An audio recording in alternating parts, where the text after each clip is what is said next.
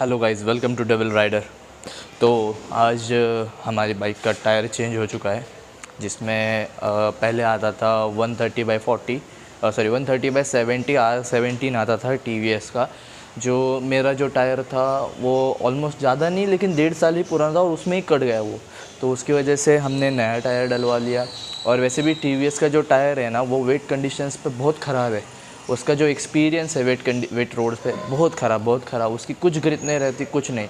ठीक है, dry condition में ठीक ठाक चल देता है, लेकिन वेट कंडीशन जहाँ पे भी थोड़ा चिखल मतलब नहीं का मड वगैरह या फिर आ गई ना, और अगर नहीं क्या चिकना रोड होगा तो वो टायर हमेशा स्लिप करता है, हमेशा।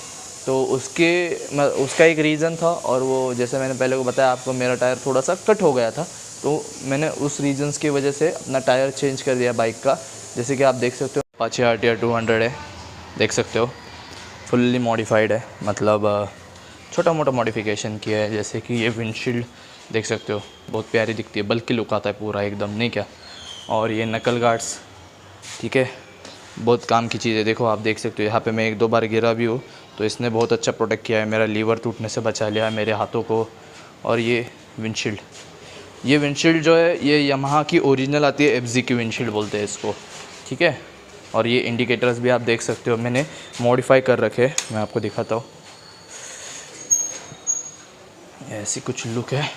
अभी मैं आपको इंडिकेटर जला के दिखा दूँ। यहाँ पे हमने हज़ार्ड स्विच लगाया है, ये बोबो का मोबाइल फ़ोन होल्डर है, ठीक है। और ये देखो अभी मज़ा, ठीक है। तो ये इस हिसाब से है इंडिकेटर्स के थ्रू। ये तो अभी अंधेरे में तो और ब्राइट लगता है। पीछे से देख लो तो पीछे से कुछ ऐसी लुक आती है, ठीक है। और साइड गार्ड भी हमारा टूट गया था, तो साइड गार्ड भी हमने निकाल लिया इस गाड़ी से। तो कुछ इस तरह की लुक आती है। अभी आते हैं हम, पहले तो इंडिकेटर और मैं बंद कर देता हूँ, ठीक है। और ये जो बोबो का फ़ोन होल्डर है, ये विथ चार्जर है, लेकिन इसका चार्जर मतलब जल गया मुझसे तो गलती से। कभी भी गाइस अपना जब ये चार्जर इंस्टॉल करो, तो मैं मतलब चेक करने गया था और अपना नॉर्मल सॉकेट होता है उसमें डाल दिया, तो ये जल गया। इसका जो फ्यूज़ वगैरह आई थिंक इसके अंदर होता है वो उड़ गया है, ठीक है।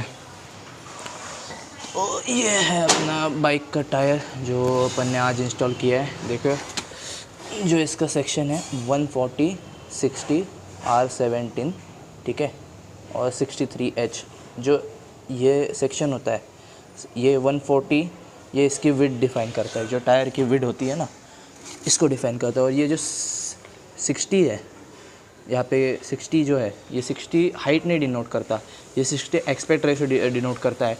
मतलब एस्पेक्ट रेशियो वो चीज़ होती है जो मतलब 140 का 60% कितना है, तो 140 का 60% आता है ऑलमोस्ट 85 के 84 या 85 के अराउंड आता है, ठीक है। तो उतना वो उसको हाइट होती है, फिर 84-85 mm की हाइट है।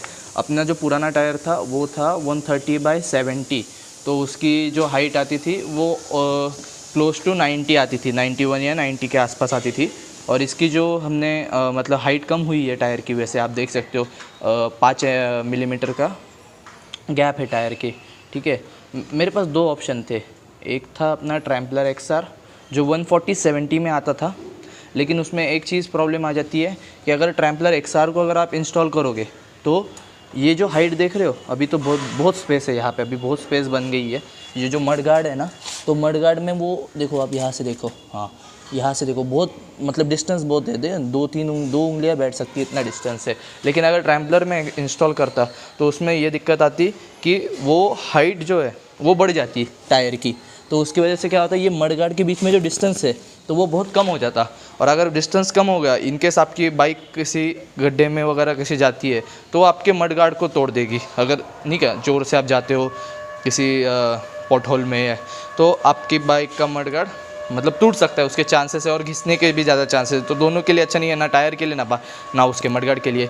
तो उसके लिए फिर मैंने उसका प्लान ड्रॉप कर दिया। उसका एक जुगाड़ है कि वो क्या, बहुत से लोग क्या करते हैं कि ये जो स्क्रू है और वहाँ का एक स्क्रू है, यहाँ पे एक स्क्रू है और पीछे इसके एक स्क्रू है, उसको थोड़ा एलिवेट करके फिर बाद में नहीं क्या थोड़ा सा जुगाड़ू काम करके लगा देते। लेकिन अपने को भाई जुगाड़ नहीं करना है, ठीक है, सिंपल। ज़्यादा जुगाड़ करने जाओगे तो कुछ और भी हो सकता है, तो इसकी वजह से मैंने वो नहीं किया। तो हमने अपने यहाँ पे अपोलो अल्फ़ा S1 है इस टायर का नाम। देखो यहाँ पे लिखा है अल्फ़ा S1, उल्टा दिख रहा है, मैं आपको सीधा दिखाता हूँ, अपोलो ठीक है, अल्फ़ा S1 ठीक है। तो ये टायर अपन ने बिठाया है, ये बेस्ट टायर है मतलब 140 सेक्शन में। इसकी जो ग्रिप है बढ़िया है, और इस टायर का मतलब लीन एंगल है ना बहुत प्यारा है। मेरे दोस्त के बाइक्स में इंस्टॉल है NS 200 में, और अपना RTR 200 दोस्त की है, वो पुरानी है BS4, लेकिन उसका जो लीन एंगल है ना वो बहुत बढ़िया आता। क्योंकि आप देख सकते हो इसके ग्रूव्स देखो, यहाँ पे साइड को भी दिए है, मतलब थोड़ा थोड़ा थोड़ा थोड़ा थोड़ा नहीं क्या, तो मस्त लीन एंगल आता है तो बाइक लीन करने के लिए। और जो मेन है इधर की चीज़ ठीक है, ये भी बहुत बढ़िया है, इसके ग्रिप छूटती नहीं है ठीक है वेट कंडीशंस में। मेरे दोस्तों का जो रिव्यू है, अभी मैं भी इस टायर का रिव्यू जल्दी ही डाल दूंगा, जैसे ही अभी मानसून तो चालू हो चुका है। अभी आई थिंक आज तारीख है 28 जून ठीक है, 28 या 29 जून है आज। तो जल्दी मतलब अभी हम राइड्स करेंगे तो हमें पता चलेगा कि कौन सा नहीं है, किस हिसाब से वो कैसे परफॉर्म करते हैं टायर्स। तो ये एक चीज़ है और कुछ नहीं ठीक है। और एक चीज़ हमेशा ध्यान रखना कि जो टायर है, जब आपका गाड़ी को ABS वगैरह होता है तो ABS वाली बाइक्स को आप ज़्यादा से ज़्यादा प्रेफर करना कि उसको आप मतलब प्रॉपर शॉप से ही लगवाए टायर। क्योंकि वो जब नहीं क्या जो लोकल मैकेनिक्स होते हैं तो वो क्या करते हैं हथौड़ी और वो अपने टूल किट से काम करते हैं, लेकिन उससे क्या होता है आपके रिम डैमेज होने के चांसेस है। नहीं तो आपका ABS वगैरह का जो रिंग होता है वो भी डैमेज हो सकता है। तो नेवर प्रेफर दोस्त, मशीन फिटिंग को आप ज़्यादा प्रेफर करो ठीक है, हमेशा मशीन फिटिंग की तरफ जाओ। और मैं अभी बाद में आपको इसके ये भी बताता हूँ। इम्पॉर्टेंट चीज़ जो आपको बतानी रह गई थी मुझसे, वो है टायर का मैन्युफैक्चरिंग डेट। वो कैसे आप जान सकते हो मैं आपको बताता हूँ। तो आप यहाँ पे देख सकते हो ठीक है, यहाँ पे जो लिखा है ठीक है, ये वाली साइड पे ठीक है, आप यहाँ पे देख सकते हो ठीक है, आप यहाँ पे देख सकते हो ये जो 23/24 है ना, तो ये जो पीछे का नंबर है ये वाला, इसको बोलते हैं ईयर ठीक है, और ये होता है वीक। तो ये है 24th ईयर का 23rd वीक ठीक है। तो इस हिसाब से आप आपके टायर की मैन्युफैक्चर कब हुआ है, वो टायर मैन्युफैक्चर ये आप जान सकते हो। तो ये बहुत इम्पॉर्टेंट है, हमेशा लेटेस्ट वीक का ही टायर ले ठीक है। तो मतलब मेरा अगर 23rd अगर आप कैलकुलेट करोगे तो आई थिंक वो मई के आसपास आएगा। तो ये मई के महीने में मैन्युफैक्चर हुआ टायर है, क्योंकि एक मंथ में 4 हफ्ते होते हैं, तो आप 23/4 कर दो ठीक है, तो ऑलमोस्ट 5.5 के आसपास आता है। तो वो 5 नहीं क्या मई महीने में ये मैन्युफैक्चर हुआ है टायर, और अभी ये जून का चल रहा है। तो ये लेटेस्ट वीक का टायर है। और एक और चीज़ जो इम्पोर्टेंट है यहाँ पे लिखी हुई है, रुको मैं आपको दिखाता हूँ ठीक है, थोड़ा सबर, किधर गया ये ठीक है, ये आप देखो ज़रा ठीक है, ये जो 63H यहाँ पे लिखा है ना एक्चुअली ठीक है, देखो ये जो 140/60 R17 और 63H, ये जो H होता है ना H, तो वो हाई स्पीड डिनोट करता है। तो ये टायर की तो 2 रेटिंग आती है, एक H रेटिंग आती है, एक P रेटिंग आती है। जो H रेटिंग होता है वो हाई स्पीड के लिए होता है, तो हमेशा याद रखना ठीक है, ये एक चीज़।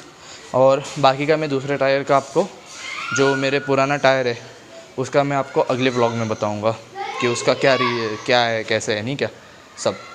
चलो, डेविड राइडिंग साइनिंग ऑफ।